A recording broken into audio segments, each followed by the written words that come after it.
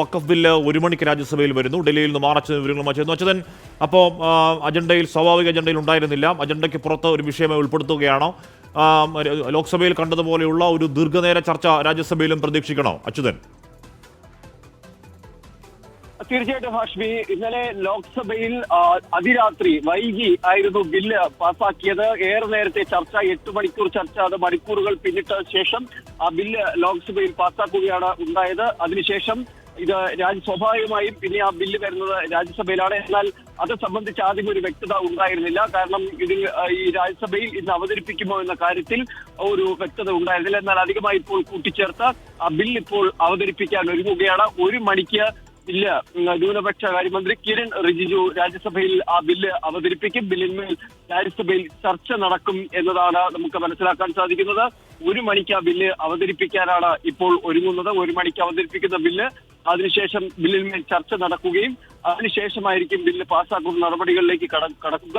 രാജ്യസഭയിൽ ബില്ല് പാസ്സാക്കിയാൽ അതിനുശേഷം പാസ്സായി കഴിഞ്ഞാൽ പിന്നീട് അത് രാഷ്ട്രപതിക്ക് അയക്കുകയും രാഷ്ട്രപതി ഒപ്പിടുന്നതോടുകൂടി വഖഫ് നിയമ ഭേദഗതി ബില്ല് നിയമമാകും. അങ്ങനെയാണ് ഇതിന്റെ ഒരു നടപടിക്രമങ്ങൾ. എന്തായാലും ആ ബില്ലാണ് ഇപ്പോൾ രാജ്യസഭയിലേക്ക് എത്തിയിരിക്കുന്നത്.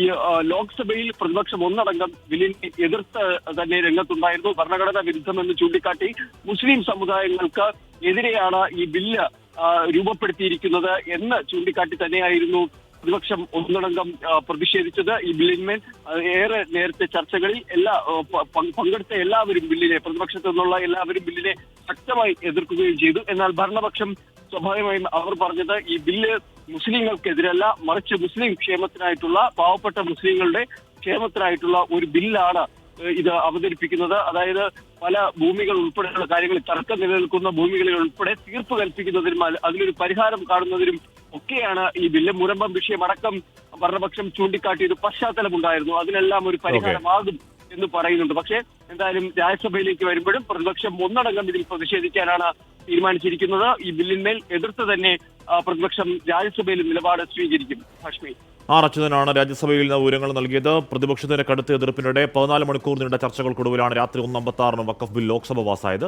രാജ്യസഭയിലേക്ക് എത്തുന്നു. രാജ്യസഭയിലും സമാനമായ വലിയ ചർച്ചകൾക്ക് ഇടയാക്കുമെന്ന കാര്യം ഉറപ്പാണ്. ആ ചർച്ചകൾ 1 മണിക്കാണ് വഖഫ് ബിൽ രാജ്യസഭയിലേക്ക് വരിക. ലോക്സഭയിൽ കണ്ടതിനുപരി മറ്റെന്തെങ്കിലും ഡ്രമാറ്റിക്കായ നാടകീയമായ നീക്കങ്ങൾ രാജ്യസഭയിലുണ്ടോ എന്നത് ഇന്ന് ഉച്ച കഴിഞ്ഞ ശേഷം മുതലുള്ള രാജ്യത്തിന്റെ രാഷ്ട്രീയ ആകാംക്ഷയാണ്.